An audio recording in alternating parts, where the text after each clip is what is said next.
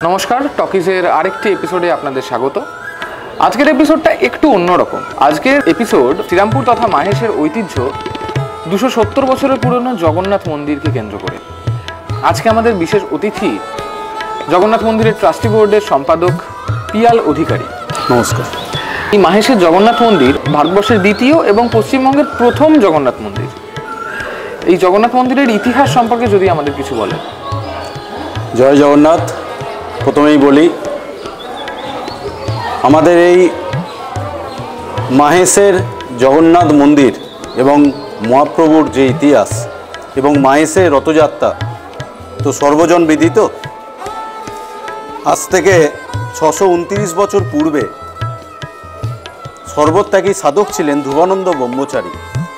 তিনি সারা ভারত পরিভ্রমণ করে তিনি নীলাচলের অভিমুখে যাত্রা করেছিলেন।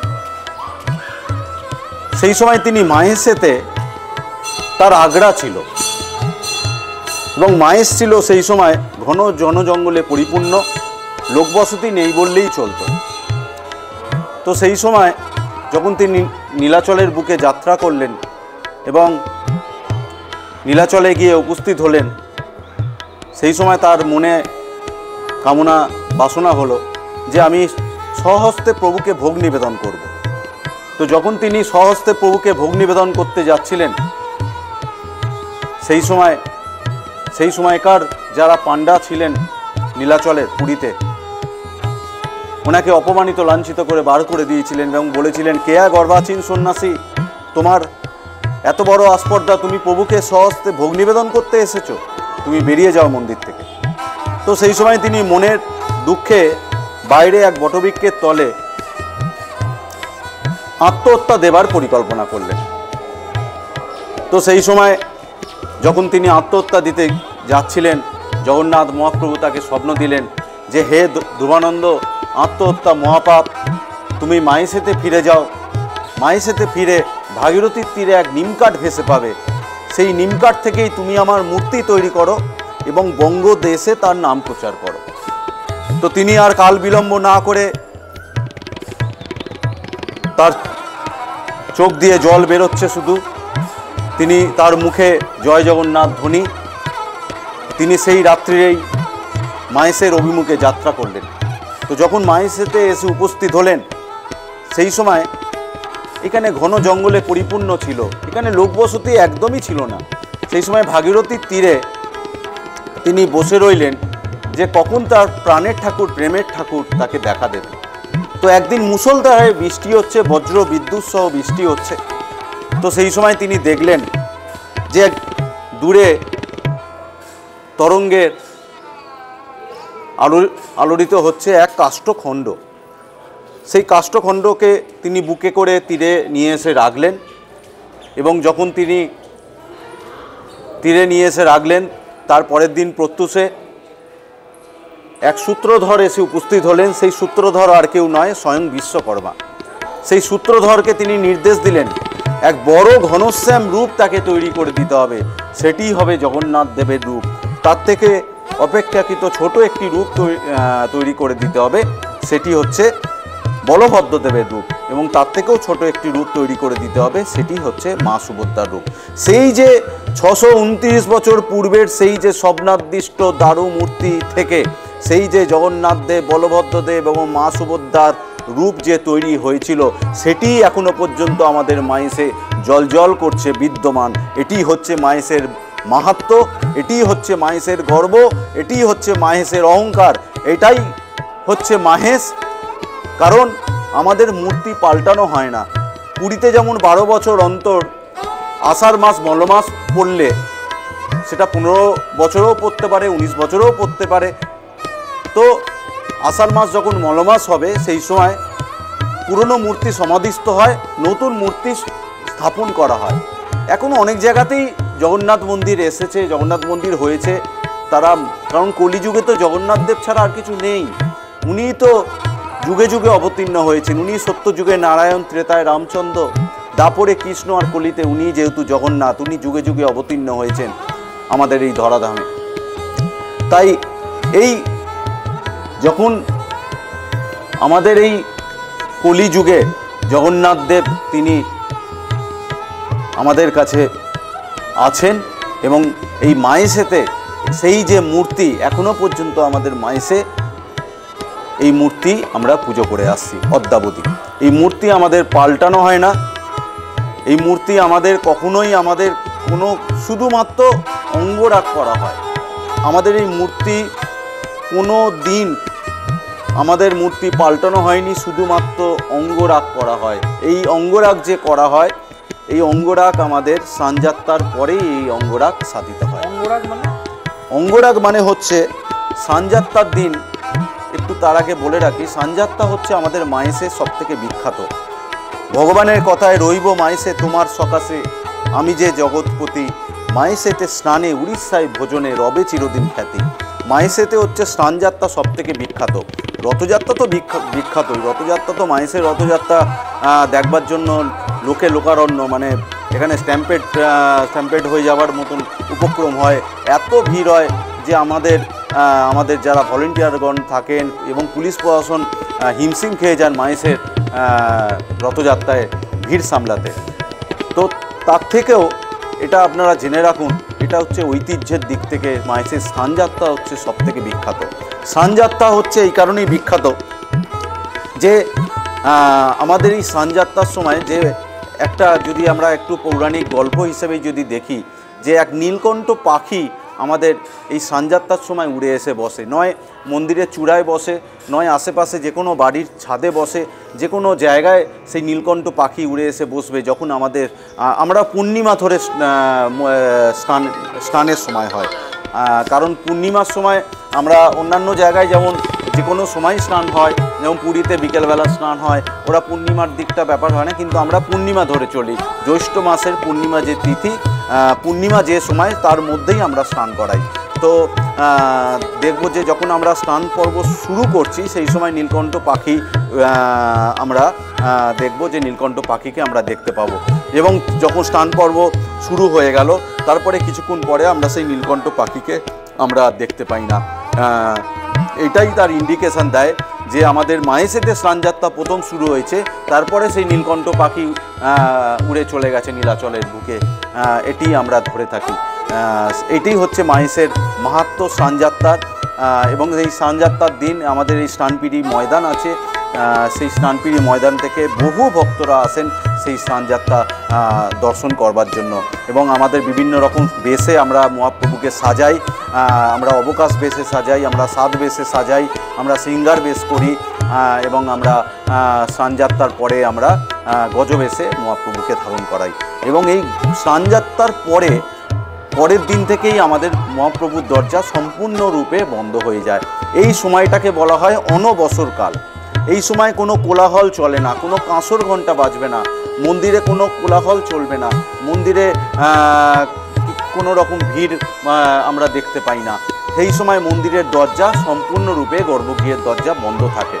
এই সময় যিনি অঙ্গরাগ সাধন করেন, তিনি পট্টবস্ত্র পরিধান করে, মহাপ্রসাদ সেবন করে, মুখে গামছা বেঁধে পবিত্রভাবে তিনি অঙ্গরাগ সাধন করেন। এই অঙ্গরাগ হচ্ছে আমাদের, যিনি অঙ্গরাগ যে সাধন করেন, অঙ্গরাগ হচ্ছে রং করাকে অঙ্গরাগ বলা হচ্ছে ঠাকুরের। যে তুমি প্রশ্ন করলে যে অঙ্গরাগটা কি, ঠাকুরকে রং করাকে ঠাকুরকে অঙ্গরাগ করা হয়। এই অঙ্গরাগের সময় যে অঙ্গরাগ যে আমরা সাধিত করি সম্পূর্ণ ভেষজ রং, কোনো কেমিক্যাল রং ব্যবহার করা হয় না। যেমন কাঁই বিচি থেকে আটা আমরা ব্যবহার করি, কাজল লতা থেকে কালো রং, কালো ভুসি থেকে আমরা কালো রং ব্যবহার করি, কাজল লতা থেকে আমরা কালি ব্যবহার করি, আমরা পুনম থেকে লাল রং ব্যবহার করি। তো এইভাবে আমরা সাদা শঙ্খ ঘষে সাদা রং ব্যবহার করি। এইভাবে আমরা ভেষজ রঙের মাধ্যমে আমরা এই অঙ্গরাগ মহাপ্রভুর সাধন করি, কৃত্রিমভাবে কোনো রং ইউজ কোনো রকম নয়। এবং এই সময় যে ঠাকুরের আমরা যদি মাথায় হাত দিই, আমরা উত্তাপ অনুভব করি। এটা হচ্ছে জগন্নাথ দেব হচ্ছে সম্পূর্ণ, মানে আমরা বলি যে জগন্নাথ মহাপ্রভু হচ্ছে সম্পূর্ণ মানব রূপের মতো। যেমন মানুষেরও, আমি বলি কিছুক্ষণ পরে, যে মানুষেরও যেমন আমরা ধরুন যখন জ্বর হয়, তো যখন জ্বর হয়ে যাওয়ার পর তারপরে আমরা যখন জ্বর সেরে যখন আমরা উঠি তখন একটু ভালো মন্দ খাবার ইচ্ছে হয়। তো জগন্নাথ দেবেরও ভালো মন্দ খাবার ইচ্ছে হয়। তিনি কি খান? তিনি যখন নব যৌবন, এই নতুন যৌবন তিনি ফিরে পান। কারণ আগেকার দিনে যে নব যৌবন কেন কথাটা এসেছে, আগেকার দিনে এখনকার দিনের মতন তো এত ডাক্তার তখন ছিল না। আগেকার দিনে যে কবিরাজরা, বৈদ্য যারা কবিরাজ যারা ছিলেন, আগেকার দিনে যদি খুব ভয়ঙ্কর যখন একটু কোনো রোগ ব্যাধি হতো, তাদেরকে তারা সারতে পারতো না ঠিক মতনভাবে। তাই জন্য সেই সময় আগেকার দিনে যারা কবিরাজরা তাদেরকে পথ্য দিত। তো সেই রকমই জগন্নাথ দেবকেও আমরা পথ্য আমরা দিই। সেই সময় সাবু দেয়া হয় জগন্নাথ মহাপ্রভুকে, এবং সেই সময় কোনো রকম কোনো কোলাহল চলবে না। তিনি একদম গর্ভগৃহের ভেতরে তিনি বিশ্রাম করবেন। এবং এই সময় যে নব যৌবন, যে আমরা যে পূর্ণিমা যে তিথি, যখন পূর্ণিমা শেষ হচ্ছে অমাবস্যা শুরু হচ্ছে, সেই নবযৌবনের দিন, সেই নবযৌবনের দিন আমরা মহাপ্রভুর দরজা সম্পূর্ণভাবে আমরা খুলে দিই। এই দিনটাকে বলা হয় নবযৌবন। এই নবযৌবন হচ্ছে নতুনভাবে জীবন ফিরে আসা। এই কারণেই বলা হচ্ছে নতুনভাবে জীবন ফিরে আসা, কারণ আগেকার দিনে তো সেই রকম পরিকাঠামো ছিল না। তো তাই জন্য নতুনভাবে জীবন ফিরে আসতো মানুষের, যদি কোনো ভয়ঙ্কর যদি ব্যাধি থেকে তারা সেরে উঠত। তাই জন্য নব যৌবন, নতুন যৌবন ফিরে পাওয়া। এই নবযৌবনের দিন বিভিন্ন যারা ভক্তগণেরা আছেন তারা মহাপ্রভুকে তারা মিষ্টান্ন নিবেদন করেন। আমাদের এখানকার মিষ্টান্নর মধ্যে যে গুটকে সন্দেশ এবং বালা সন্দেশ, এই ইতিহাসও পরে তোমাদের বলবো যে গুটকে সন্দেশ, বালা সন্দেশ আমরা মহাপ্রভুকে বিভিন্ন ভক্তগণেরা যারা জ্ঞাত আছেন তারা মহাপ্রভুকে গুটকে সন্দেশ এবং বালা সন্দেশ নিবেদন করেন। এবং এই নবযৌবন উৎসব হয় আমাদের এই দুটো দিন। আমাদের শুক্লা অমাবস্যার যে প্রথমা তিথি হয়, তো সেই পর্যন্ত নবযৌবন উৎসব হয়, এবং শুক্লা অমাবস্যার দ্বিতীয়া তিথিতে আমাদের এই রথযাত্রা উৎসব সম্পন্ন হয়। সেই রথযাত্রা উৎসবে আমরা সকালবেলা ভোরবেলা আমরা মঙ্গলারতি হয়, মঙ্গলারতি হয়ে যাওয়ার পর মহাপ্রভুর দরজা খুলে যায়, এবং তিনি আমাদের সকালবেলা 8টার সময় সেদিন ভোগ নিবেদন করা হয়। প্রতিদিন যেমন দুপুর 12টার সময় ভোগ নিবেদন করা হয়, রথযাত্রার দিন সকাল 8টার সময় আমরা মহাপ্রভুর ভোগ নিবেদন করি। মহাপ্রভু তিনি সেদিন মহাপ্রভু সকালবেলা 8টার সময় ভোগ খেয়ে তিনি বাইরের চাতালে তিনি চলে আসেন, বাইরের চাতাল থেকে তিনি দর্শন দেন, এবং অগণিত ভক্তদের ঢল নামে আমরা হিমশিম খেয়ে যাই সেই অগণিত ভক্তদের ঢল সামলাতে।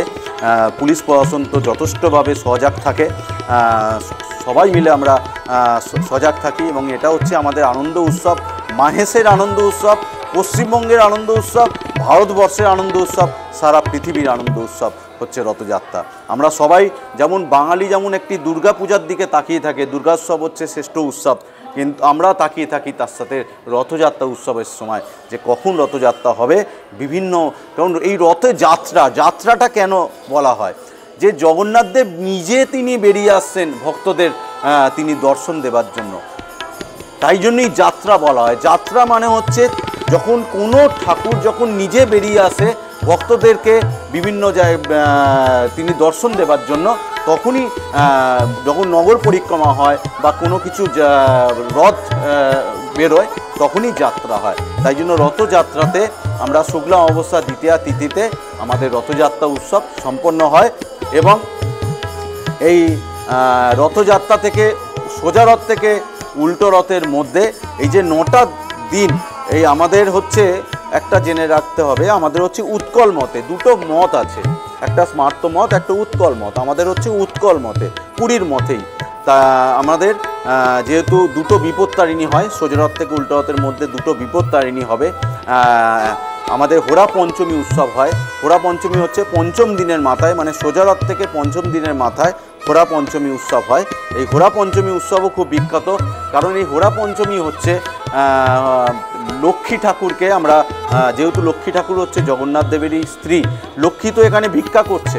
যেমন জগন্নাথ দেব যেটা বললাম মানব রূপ, যেমন মানব রূপের হচ্ছে যেমন যদি আমাদের রোগ ব্যাধি হয়, আমাদের জ্বর হয়, আমাদের কোনো শরীর খারাপ হয়, তো আমরা মনে হয় যে আমরা জ্বর সেরে আমরা কী হয় একটু ভালো মন্দ খাবার ইচ্ছে হয়, তাই জন্য জগন্নাথ দেব নবযৌবনে ভালো মন্দ খাবার খেলেন।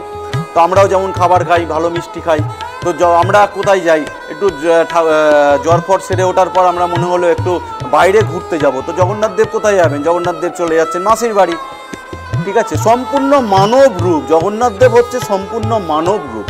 তো উনি মাসির বাড়ি যাচ্ছেন, কিন্তু ওনার স্ত্রী তো এখানে পড়ে আছেন। তো মানে উনি চলে যাচ্ছেন, জগন্নাথই তো হচ্ছেন কৃষ্ণ। তাই জন্য এইটা একটা মাসির বাড়ি, এটা কিন্তু মায়ের বোন মাসি নয়, এটা আপনারা জেনে রাখবেন।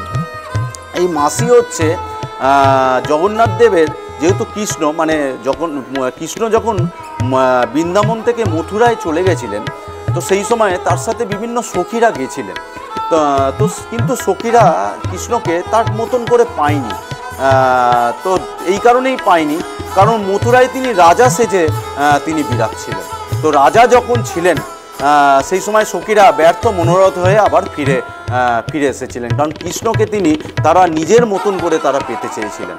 তো যখন মথুরায় যখন তারা পেলেন না, তো তার জন্য তারা যখন ব্যর্থ মনোরথ হয়ে ফিরে এলেন, তো তাই জন্য কৃষ্ণ তো অন্তর্যামী, কৃষ্ণ তো নিজের তার যে সখীরা যে ব্যর্থ মনোরথ হয়ে ফিরে এসেছে তারা তিনি বুঝতে পারলেন। তো তিনি বললেন যে তোমাদেরই এক সখী, তার নাম হচ্ছে পৌর্ণমাসী, পয়ৌকা মধ্যন্নয় রে, পৌর্ণমাসীর কুঞ্জে আমি এই 9টা দিন আমি অতিবাহিত হব, এবং ঐশ্বর্য লীলা ত্যাগ করে আমি এই মাধুর্য লীলা বিকাশের জন্য আমি তোমাদের এই পৌর্ণমাসীর কুঞ্জেই আমি এই 9টা দিন রথযাত্রার সময় অতিবাহিত হব। তাই জন্যই হচ্ছে এই রথযাত্রা। এই 9টা দিন যে অতিবাহিত হয়েছে, তিনি তার মতন করে তখন সখীদের তিনি বললেন তোমাদের মতন করে তোমরা আমাকে পাবে। তাই জন্য এই পৌর্ণমাসীর কুঞ্জে তিনি অতিবাহিত হয়েছেন। তাই জন্য এটাকে আমরা মাসির বাড়িকে আমরা বলি কুঞ্জবাটি। ঠিক আছে, গোপিকার নাথ হয়ে তিনি গেছিলেন বলে আমরা বলি গোপীনাথ। তাই জন্য কুঞ্জবাটিতে আমরা গোপীনাথের পুজো করি। অনেকে ওনার মাসির নাম বলেন গুন্ডিচা, তো এই ক্ষেত্রে গুন্ডিচাও একই ব্যাপার। গুন্ডিচা মন্দির, পুরীতে যেমন গুন্ডিচা মন্দির বলা হয়, আমরা বলি কুঞ্জবাটি, মাইসে বলা হয় কুঞ্জবাটি। এবং আমরা মন্দিরে, মাসির বাড়ির মন্দিরে যেহেতু গোপীনাথের পুজো হয়, সারা বছরই গোপীনাথের পুজো হয়, এই গোপীনাথের পুজো হয়, তাই যেহেতু তিনি গোপিকার নাথ হয়ে তিনি শ্রীকৃষ্ণ গেছিলেন, তাই জন্যই তিনি গোপীনাথ হিসেবে আমরা মাসির বাড়িতে শ্রীকৃষ্ণ আমরা পুজো করি, রাধা কৃষ্ণের পুজো করি, গোপীনাথের পুজো করি।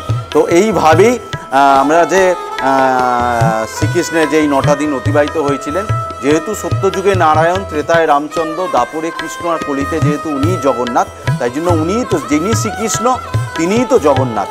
এবং এই যে পঞ্চম দিন যেটা বলা হচ্ছে সেটা হচ্ছে হোরা পঞ্চমী উৎসব। এই হোরা পঞ্চমীটা উৎসবটা কি?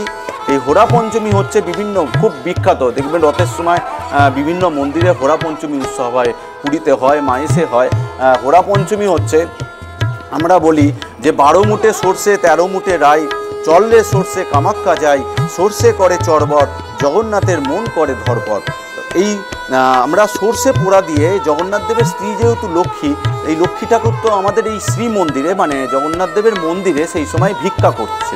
মানে আমরা বলি যেহেতু জগন্নাথ দেব তো ওনার স্বামী, জগন্নাথ দেব তো চলে গেছেন মাসির বাড়ি, তো ওনার স্ত্রী তখন কি করবেন? ওনার স্ত্রী তো ভিক্ষা করবেন, ভিক্ষা করে তিনি নিজের হাতে নিজে খাবেন। তো লক্ষ্মী ঠাকুর এখানে ভিক্ষা করছেন। তো অনেক দিন হয়ে গেল, 4 দিন, 1 দিন হয়ে গেল, 2 দিন হয়ে গেল, 3 দিন হয়ে গেল, 4 দিন হয়ে গেল।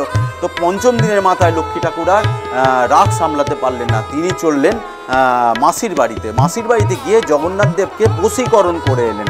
এই যে আমি মন্ত্রটা বললাম, এটা বশীকরণের মন্ত্র। জগন্নাথ দেবকে তিনি বশীকরণ করলেন, যে জগন্নাথ দেবের মন এবার আর থাকতে পারলো না, যতই সে ফষ্টি করুক তার যারা গোপিনীদের সাথে, কিন্তু তার স্ত্রী তো ঘরে, তো স্ত্রীর দিকে তো মন আসবেই একদিন না একদিন।